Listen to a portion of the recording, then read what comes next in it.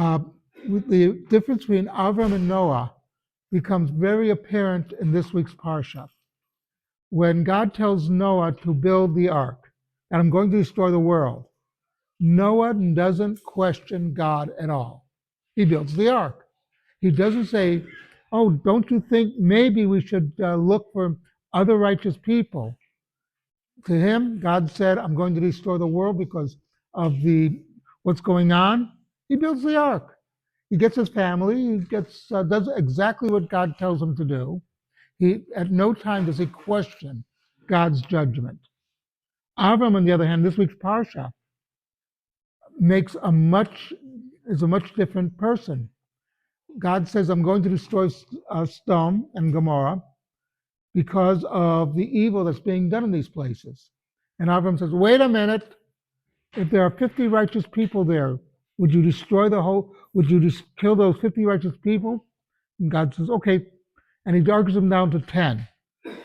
And God says, "If you can find 10 righteous people in Sodom, then I won't destroy it." In other words, there's a whole negotiation, a whole debate between Avram and God about destroying Sodom. And this is something that goes out throughout not only the rest of the Torah, it goes out throughout Tanakh, even into the Gemara. There's the famous story of I'm trying to remember the Tanur of in Bava Metzia, where they're discussing whether or not a vessel was Tameh can become Tahor. And all the rabbis rule one way, except for one, who says no. Yes, it can be done. And they they put it to a vote. He's outnumbered, so he says, "Well, you know, if I'm right and you're wrong, let that river over there prove me right." And the river changes courses. And the rabbis say, "No, no, we don't take evidence from rivers." Then he says, "Well, let this building prove me right." And the walls caved in a little bit, but didn't collapse. And the rabbi said, "No, no, we don't take evidence from buildings." Now, what's he supposed to do? How can he get this message across? So he says, "Let God prove me right." And a bat kol comes down and says, "He's always right." And one of the rabbis gets on a table and says, "You have no issue. You can't enter this argument. The Torah, lo b'shamayim, the Torah is not in heaven. You gave it to us.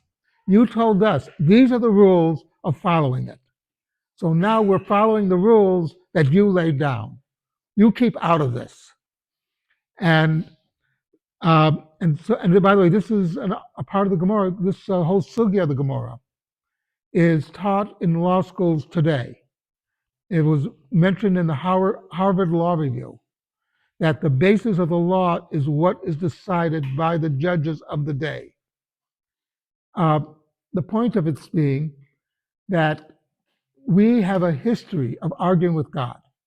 Our name, Israel, means we argue with God. That's our history.